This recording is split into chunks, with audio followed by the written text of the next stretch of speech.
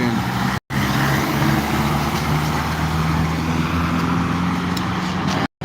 On the corner of Wall Street, Orange Grove Road, by the 80 pounds. But as I work, I wanted to talk a little bit of boxing with you guys.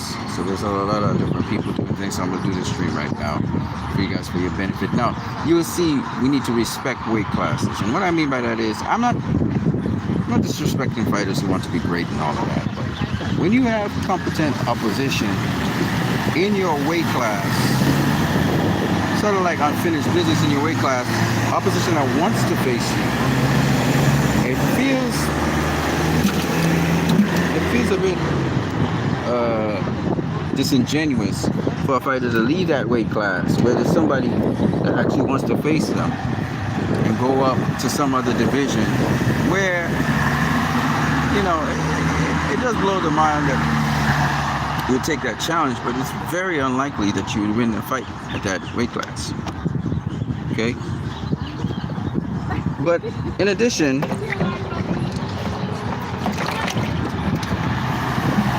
it does depend on your level of opposition, right? But at the elite level, weight classes matter. Weight matters, okay? And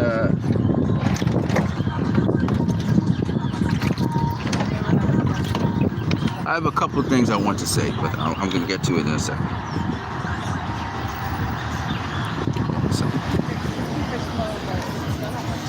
Let's see. Yeah. Just changing stuff.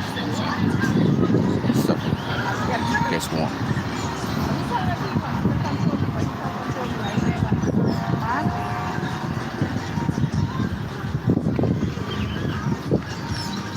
All right, so I was listening to Bomac, who is a coach. The man knows his boxing. And he was talking about how, you know, if Ryan Garcia somehow, some way, does not fulfill his obligations and fight Devin Haney, and pulls out of the fight he has with Devin Haney on April 20th, Shakur Stevenson is willing to fill in that gap and come in and face Devin Haney. And Coach Bomac said it's a difficult fight for both guys, but he favors Shakur to win. I like his opinion. I'm not saying his opinion is wrong. Who knows what will happen. But I truly believe Shakur is not ready yet for that level to go up a weight class to 140 pounds, take on Devin Haney, beat Devin Haney. It's quite an ask, given that Devin Haney and Shakur have roundabout similar abilities. Devin Haney is acclimatized now to 140. He's bigger, he's stronger. He's even knocking down people now. I wouldn't, I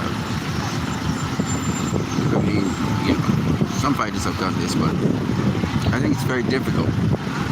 Shakur would have to have one or two fights at 140 at least to acclimatize to the weight and the size before I would think of him going against Devin Haney. I also want him to have one or two fights, like Bomac was just saying about Frank Martin versus Tank Davis. What's the rush? What's the rush to get into a fight like that? You want the fighter to develop to the point. You know, Frank Martin needs a couple fights under his belt before he faces Tank Davis. I agree. A lot more experience, even if he could get some sort of be at the championship level before taking on Tank. I think it's too soon. If Shakur was to face Devin Haney, I think it would be too soon for Shakur. Shakur is an absolutely fantastic boxer. I favor him to beat Tank Davis at this point in time, even though I do think Tank Davis would probably push him and might even get him in all kinds of problems. I still think that Shakur has what it takes to beat a Tank Davis, which is why Tank Davis hasn't offered to face Shakur Stevenson or even talked about that. Okay. But when it comes to Devin Haney, I think Devin Haney is much more experienced. He's had a lot more experience than Shakur in facing challenging situations. And I think because of that, Devin Haney would beat Shakur at 140. I don't think anybody beats Devin Haney at 140, actually. I don't think Ryan's going to beat him. I don't think anybody, because he's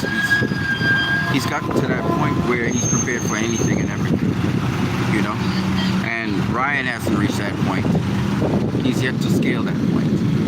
And Shakur is going through that right now. He's being challenged in different kinds of ways, and he's reacting in different kinds of ways to the challenges. And he's learning from every experience and through the challenges. He's an excellent technical boxer. It's just that he doesn't have that kind of experience Devin Haney has. And I really truly believe Devin Haney would beat Shakur if they were to fight at 140 right now. So I wouldn't want the fight to be heavily favoring one or the other. I want it to be like a 50-50 fight where I don't really know who would win. And that Shakur, I think it takes some development. But I do like that he's calling out Devin Haney. I do like that he wants to fill in that spot. However, he will have somebody who is calling him out right now. William Zepeda, a guy who didn't want to face him earlier on, and now is calling him out. William Zepeda wants to take on Shakur Stevens. Son.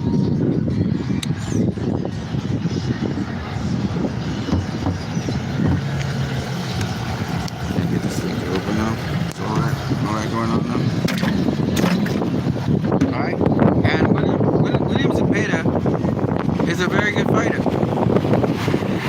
Activity-based fighter. Has a decent jab. We saw him, he's a southpaw as well.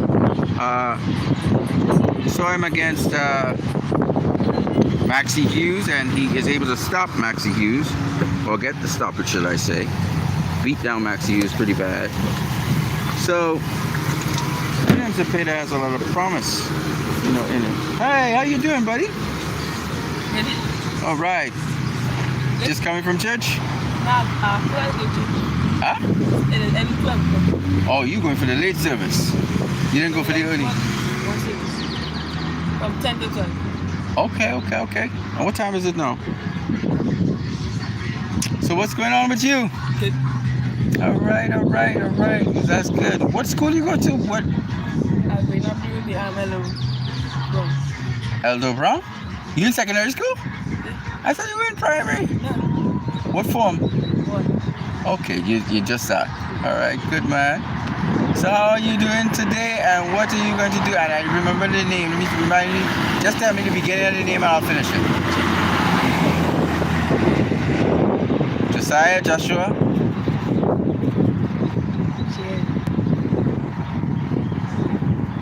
Jehoshaphat? Jeremiah? Yeah. You're Jeremiah? Yeah. Oh, wow. You're Jeremiah the prophet. Nice. Jeremiah, right. So, what are you doing? You going to church now? Yeah, And you just decided to see me? Oh. Who? You were with somebody? No, see you back there. Oh, you want to get something to eat? Very good. Well, Jeremiah, it is good to see you again. Have a blessed day today. I'm not going to be here for much longer. I'm here until... I see him on there until when I pass. Yeah. Oh, you see me? Yep. That's me. Morning. I won't be here for much longer. I'll be here for maybe an hour, and then I have to go. Hopefully to South Sicily. Hopefully. Yeah, man. Well, you have a good day, and you're going to church, so let me not keep you. And have a good day, Jeremiah. Jeremiah, that's the name. And you have anything to tell me today? Any positive thing? It's good to hear young people say positive things. I encourage you. Jesus Christ. All right, I got that. And for you, I have this. When you go through today, whatever you do it so that if your parents or your God or your close relatives were here, they would be proud of you. Yeah? That's what I got for you. Blessings. All right, keep your character intact, and that's what carries you in this life. Yeah. All right, Jeremiah. Have a good one. So what was I saying? I was saying that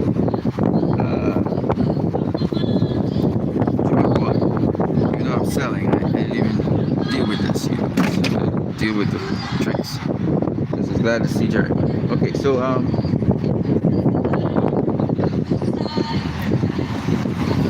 saying that, oh yeah, Shakur. So I don't think I don't know if he's ready for Devin Haney. Maybe he is. Maybe he is.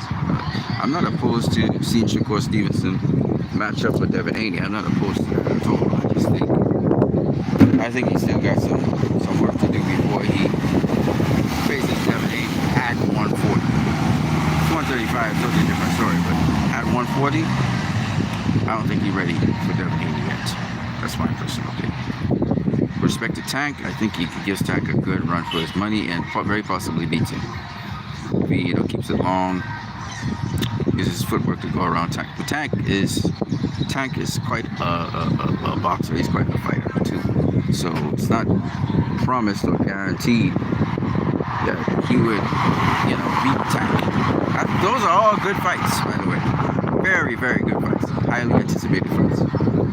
Ryan Garcia versus Devin Haney. I think Devin Haney's going to take it. I don't think Ryan's at that level that Devin Haney's at. Quite frankly, I think that's the major points. And I'm not knocking Ryan. Ryan's promoting the daylights out of this fight. He's doing an excellent job.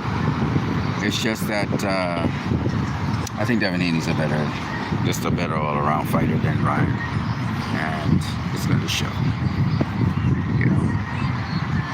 I'd love to see Subriel Mateus versus Regis Prograis. Subriel Mateus is a sort of pressure, grind you down kind of fighter, and I think that he needs to get his shot at the big leagues. But like I said before, weight classes. I think Shakur Stevenson versus Devin Haney, weight class, where the weight would play quite a significant role in who wins that fight. Because I think skill-wise,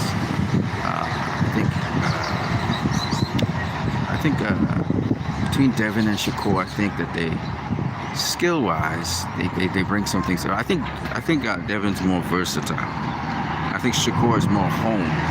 Like his skills are more home. Devin Haney's more. I think Devin Haney can do more stuff. But I think Shakur, whatever he does really, really well. And Shakur can do a lot of stuff. And I'm sure there's a lot of stuff that we haven't seen from Shakur yet that he can do. You know what I mean? But I think that between Shakur and Devin Haney, I think Devin Haney does more things in the ring. And you see some subtle things. I also think that Devin Haney has improved a lot more than Shakur has improved. Because Shakur has improved in tightening up, his defense, tightening up his offense, fighting off the front foot a lot more effectively, those kinds of things. Devin's all around been doing this before. He's been fighting off the front and back. He's always been doing those things, fighting in the pocket. He's got inside game, he's got outside. Devin's been doing all those things already, but Shakur does it to almost like a science. He's very, very precise with what he does. So I think that's the deal with Shakur. Whereas Devin, McIntyre is trying to say that Shakur is the wiser of the two fighters. I don't think so. I think Devin's the smarter because he has more experience. You just kind of trade experience. Remember, you really, really, truly grow in boxing and learn boxing by actually boxing and fighting in actual fights. That's how you get it, and I think Devin has that on Shakur. So that's what I think about that. I think he has an edge over Shakur because of that. I'm not saying that Shakur is not an excellent, he's not an excellent fighter and all that, but I'm just saying, I think that, Devin, I think he has more IQ, more experience, and as a result of that, he has more savvy than Shakur. And we've seen it in his fights, how he reacts to different fighters, power punches, that kind of thing.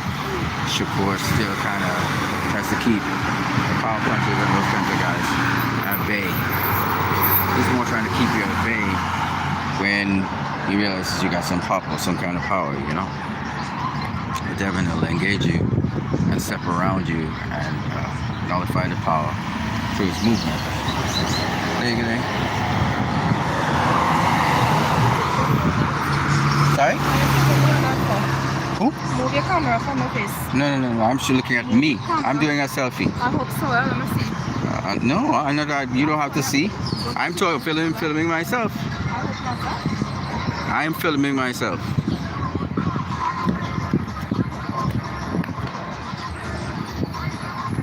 So, as I was saying,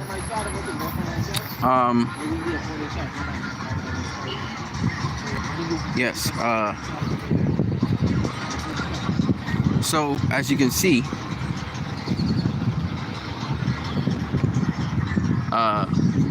Shakur Stevenson and Devin Haney, there's a difference in experience.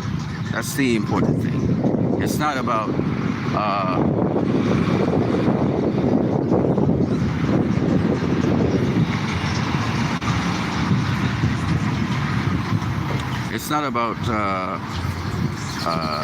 whether Devin Haney or Shakur should face each other now. If they want to, they can. I just think Shakur needs a little bit more fights. And besides that, he came off a fight where, you know how people are. You're not as good as your last. You're only as good as your last fight. Yeah. So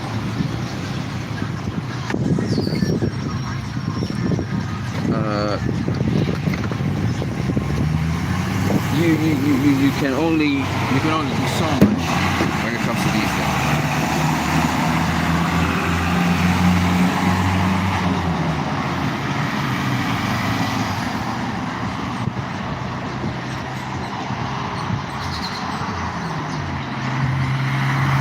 So you know, if Shakur Stevenson wants to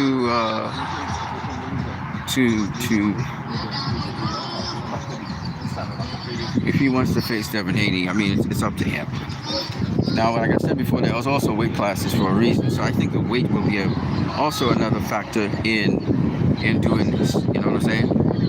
But quite frankly,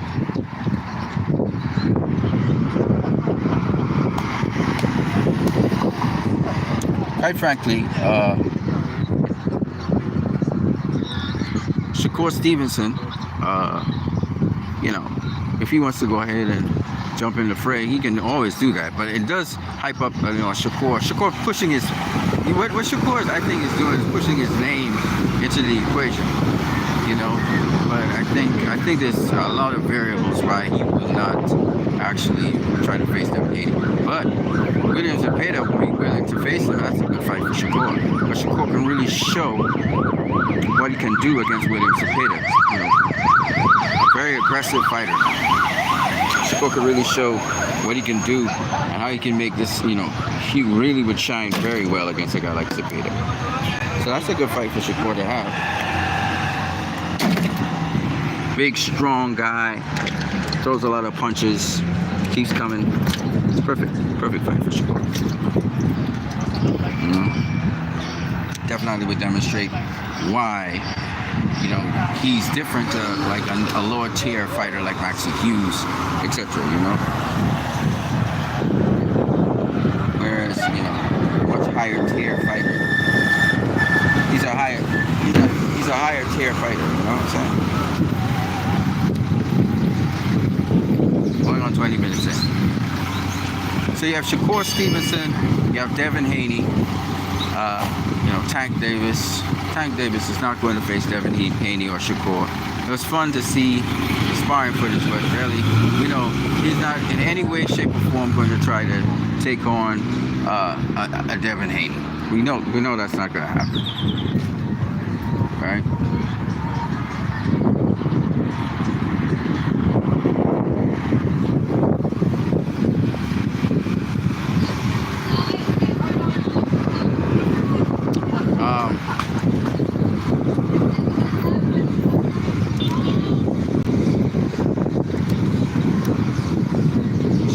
Stevenson versus Devin Haney, Shakur Stevenson versus Tank Davis. All of those fights are good fights.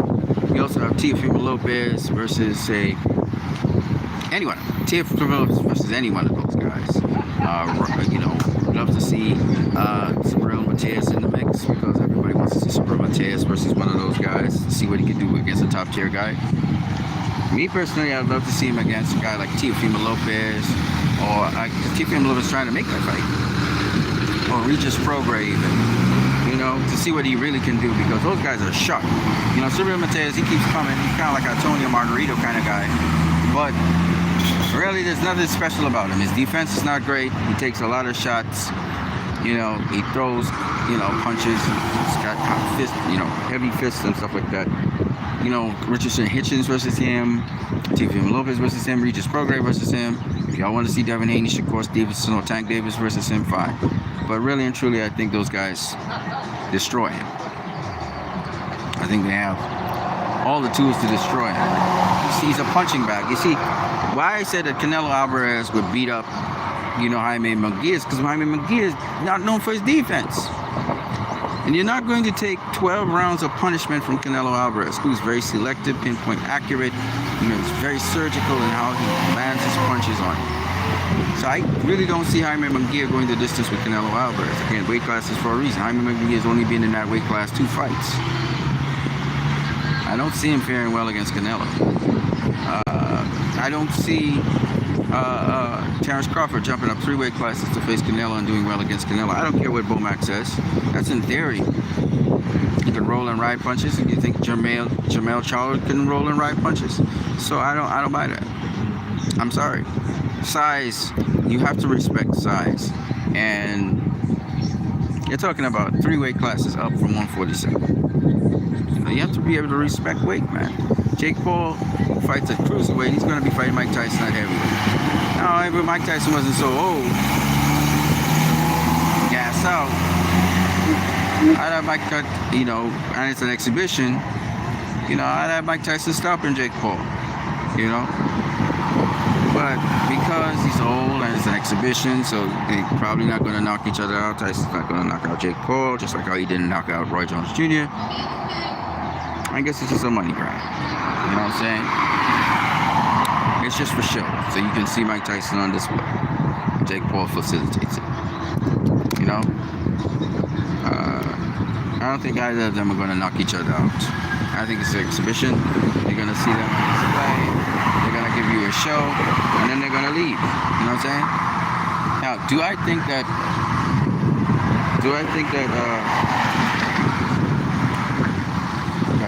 and Mike Tyson's an actor, right? Do I think that certain fights are not worth seeing, like Ryan Garcia versus Devin Haney, which again I think Ryan Garcia is staging a lot of stuff, and because if you got a camera in your face, it's not you, then obviously, and you have your people right around you, they're all right around you, and this, you know, he's staging what he's doing. And he's building up hype for what he's doing. Also very cool. You know what I mean? Now with respect to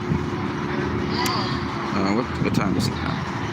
With respect to weight classes, you know, people talk about Nui jumping up so many weight classes to face Tank. That's not gonna happen. Tank's too big. He's at 135. He's not gonna come down from 135. So now Nui it's going to take him a long time to get there. He's not even a featherweight yet. You know, people have to understand that it's not just about going up to a weight and dishing out power on people. You have to be able to take the power. You have to be able to carry the weight. There's all these things you have to think about. So you don't want to get fatigued. You want to be more or less what you were at another weight class. So you're putting on muscle. You're also having to carry that muscle comfortably to be able to take the punishment with guys who have 10-ounce gloves. Not only be able to take the punishment, you have to be able to dish the punishment out and see if it has the same effect as at the lower weight classes. And finally, you have to be able to move quickly, not just carry the weight, but you have to be able to move quickly and so on, comparable to the lower weight classes. right? You're going to probably have a speed advantage being the smaller guy moving up in weight. So when Terrence Crawford says that he's going to take on Canelo, or you hear about now Louis taking on Tank Davis, so you hear about somebody talking about David Benavidez going up to heavyweight. That's not something that happens overnight. David Benavidez is not going to pack on 200 and something pounds and just jump up to heavyweight and take on like Anthony Joshua. He's not going to do that. Okay? So why do we expect, if David Benavidez wouldn't do that, and he's at super middleweight, which is 3 weight classes up from heavyweight, below heavyweight, why do you expect Terrence Crawford to just jump up 3 weight classes, just like that, like Clear Blue Sky, and take on Canelo Alvarez, who's 3 weight classes bigger, ladies and gentlemen? I don't care what you say. This is a guy also that fought at 175. So you can't, I mean, I don't care how good a boxer you are. You're going to get touched. You're going to get hit. Okay? And I'm not saying that Terrence Crawford wouldn't fight back. But his firepower at this point in time, we're not talking about maybe he goes up, tests out 168, acclimatizes to it, and then fights. That's different. You know, like what he did with Errol Spence. He went up to 147, he acclimatized to 147, and then he could take on Errol Spence, and he proved to be the stronger guy in that fight. But you're not going to do that in one fight. You're not just going to jump up 3 weight classes and look at Mikey Garcia. You know, if you look at most of the fighters who supposedly jumped up 2 weight classes, for example, like Shane Mosley jumped up to welterweight and took on Oscar De La Hoya. First thing he did was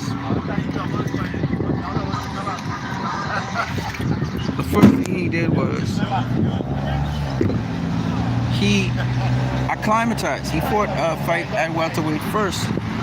Same thing with Roberto Duran. They fought a couple welterweight fights, 1 or 2, acclimatized to the weight, and then they took him.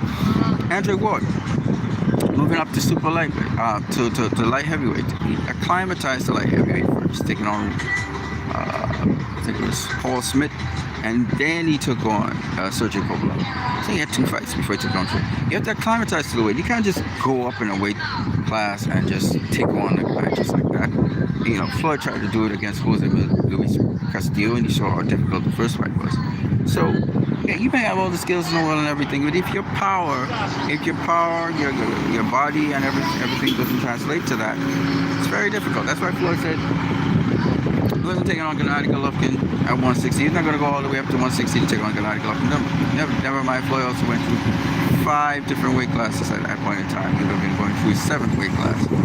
So, 7th weight classes up. So, you know, it's all these things you have to think about. If Crawford were to fight Canelo at 168, he would have gone through 6 weight classes. He'd have gone 6 weight classes up, and he would have jumped from his 3rd weight class all the way up to the 6th weight class, just like that. So it's all of that you have to think about and consider when you're talking about these kinds of things. You know, weight is not just a joke. And then you have these guys all their career, like take for instance David Benavidez. All his career has been at 168.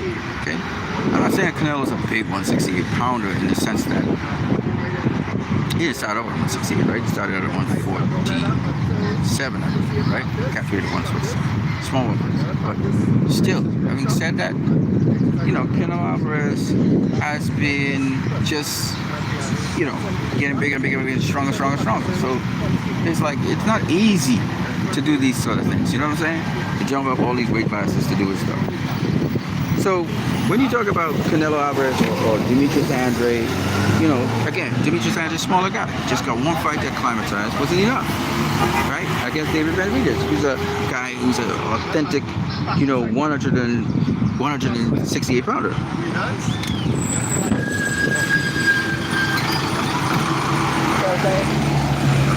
So when you're talking about weights, you have to respect the weight. You have to respect the fact that it's different people, different sizes you're going up against. That's why we have weight classes. Why should we have weight classes? It was just an open class. Anybody can fight anybody. Then you have these unfair advantages and these disadvantages that people encounter because they have different weights, they have different sizes, they have different masses. You know what I'm saying? So, you know, you have to respect the weight, man. You know? And so So to me, it's a bit of a mockery. Oh, morning. How you doing? Yeah, man. See you out this morning as well. You just came from Arriba? By the tree? All right. All right, cool. Oh, you living over there? I thought you were living over there, you know. Oh, so you're going for the bus to go up the road? Arriba? Oh, you going Arriba? I had to go Arriba in the next couple of minutes too. I didn't make much money, but I make something. Yeah. You know what the bus is? The bus. For that, I'll have to stop streaming. All right, good people. Bless everybody. Have a good one. I really want to go. Hold on 1 second. I'll take it.